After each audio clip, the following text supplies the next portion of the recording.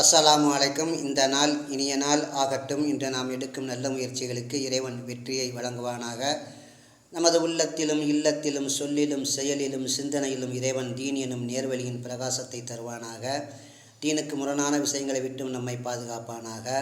புகழனைத்தும் தூணின்றி வான்படைத்த தூய ரஹ்மானுக்கே ஆகும். இன்னும் அண்ணல் நபி ஸல்லல்லாஹு அலைஹி வஸல்லம் மீதும் அன்னாரின் குடும்பத்தார்கள் தோழர்கள் நம் அனைவரின் மீதும் இறைவனுடைய அந்த சாந்தியும் சமாதானமும் உண்டாகட்டுமாக.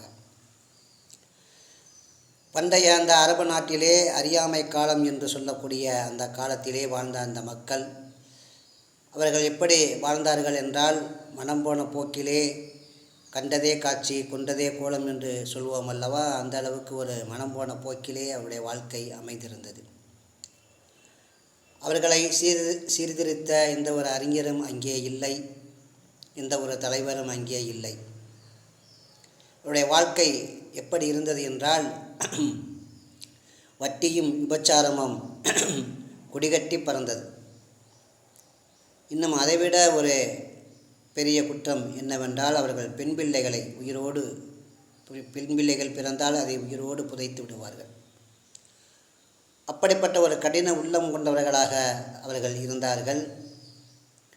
ஒருவனுக்கு ஒரு பெண் பிள்ளை பிறந்து விட்டால் அவன் வீட்டுக்குள்ளே முடங்கி போய் கிடப்பான். வெளியே போனால் அது அவனுடைய மானம் மரியாதைக்கு அது ஒரு இழுக்காக, அது ஒரு கௌரவ குறைச்சலாக அவன் கருதுவான். வெளியே சொல்வதற்கு வெட்கப்படுவான். அப்படி ஒரு மோசமான ஒரு சூழ்நிலை அந்த காலத்திலே நபி ஸல்லல்லாஹு அலைஹி வஸல்லம் பிறப்பதற்கு முன்பாக அப்படி ஒரு சூழ்நிலை அங்கே இருந்தது. சாதாரண விஷயங்களுக்கெல்லாம், சின்ன சின்ன காரணங்களுக்கெல்லாம் அவர்கள் சண்டையிடுவார்கள். பாதிக்கப்பட்டவர் இறந்து போகும்போது பிள்ளைகளை கூப்பிட்டு சொல்வார், இன்னார் இருக்கிறானே, அவன் எனக்கு இந்த பாதிப்பை ஏற்படுத்தி விட்டான். நான் இறந்து என்னை நீங்கள் அடக்கம் செய்து விட்டாலும் தொடர்ந்து அவனோடு சண்டை பிடித்து கொண்டே இருங்கள் என்று வசியத்து செய்துவிட்டு போவார்.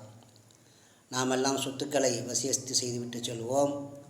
ஆனால் அவர்களுடைய பழக்கம் அப்படி வசியத்து செய்வார்கள். அப்படி ஒரு இஸ்லாம் வருவதற்கு முன்பு அப்படி ஒரு மோசமான ஒரு சூழ்நிலை. அல்லாஹ் தஆலா அவர்களை பற்றி தன்னுடைய திருமறையிலே சொல்லும்போது, நீங்கள் நரகத்தின் விளிம்பில் இருந்தீர்கள் என்று வல்ல இறைவன் அதை சொல்லி காட்டுகிறார்.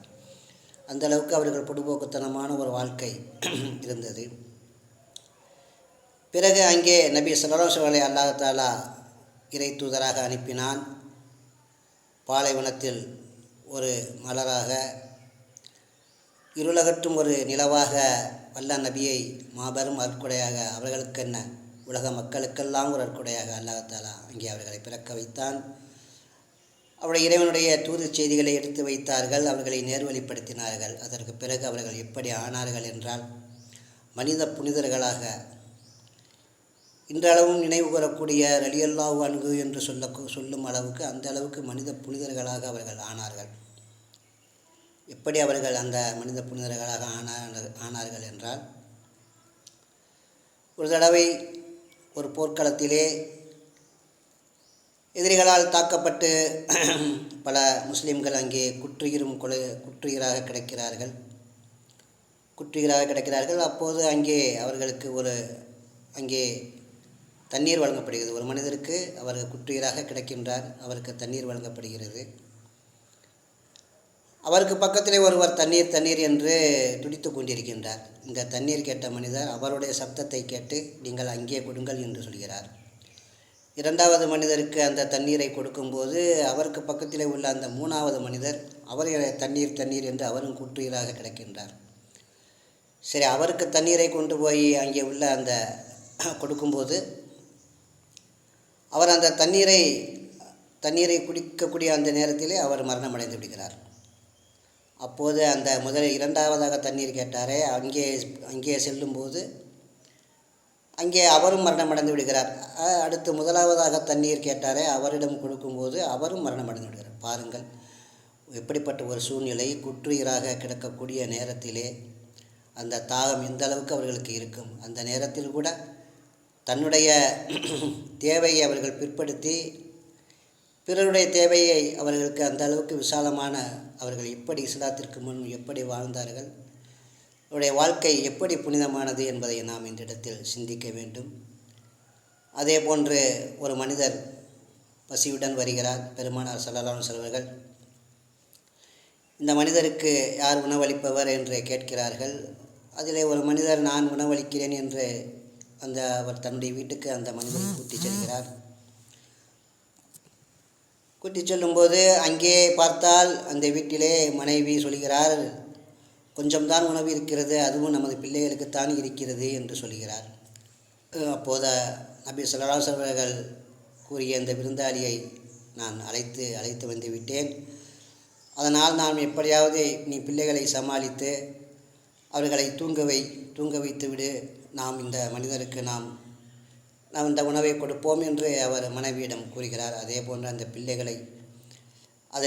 பிள்ளைகளை அவர்கள் விளையாட்டுத்தனமாக அந்த பிள்ளைகளை அவர்கள் அதை தூங்க வைத்து விடுகிறார்கள்.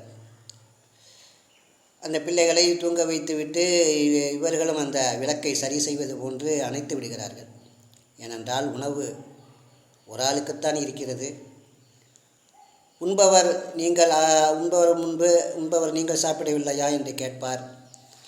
அதனால் அந்த விளக்கை சரி செய்வது போல் அதை அணைத்து விட்டு பிள்ளைகளையும் தூங்க வைத்து விட்டு அதற்கு விளையாட்டு காட்டி அந்த பிள்ளைகளுக்கும் தூங்க வைத்து விட்டு விளக்கையும் அணைத்து விட்டு அவர்களும் ஏதோ சாப்பிடுவதை போன்று ஒரு பாவலா ஒரு சப்தத்தை எழுப்பி சாப்பிடுவது போன்று ஒரு பாவலா அவர்கள் செய்து அந்த விருந்தாளி சாப்பிடுகிறார். பிறகு விளக்கை ஏற்றி வைக்கிறார்கள். அவர் நல்ல முறையில் சாப்பிட்டு விட்டு செல்கிறார். இந்த சம்பவம் மறுநாள் நபி ஸல்லல்லாஹு அலைஹி வஸல்லம் தெரிய வருகிறது. இறைவனே இந்த சம்பவத்தை புகழ்ந்து பாராட்டும் அளவுக்கு அந்த அளவுக்கு அவர்கள் சிறந்தவர்களாக இருக்கின்றார்கள்.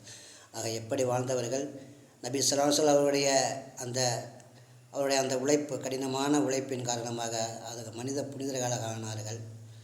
தனக்கு பசி இருக்கும்போது கூட பிள்ளைகளை தூங்க வைத்து விட்டு விளக்கை அணைத்து விட்டு அவர்கள் அந்த மனிதரை உபசரித்திருக்கிறார்கள் என்றால் அவர் எந்த அளவுக்கு அவர்கள் விசாலமான மனப்பான்மை உள்ளவர்களாக இருப்பார்கள். ஆகவே அத்தகைய தூய நபியின் போதனைகளை நாம் ஏற்று வாழ்ந்து அந்த சஹாபாக்களை போன்று நாமும் நற்குணத்தோடு வாழக்கூடிய நல்ல மக்களாக நாம் வாழ்வோம். அஸ்ஸலாமு அலைக்கும்.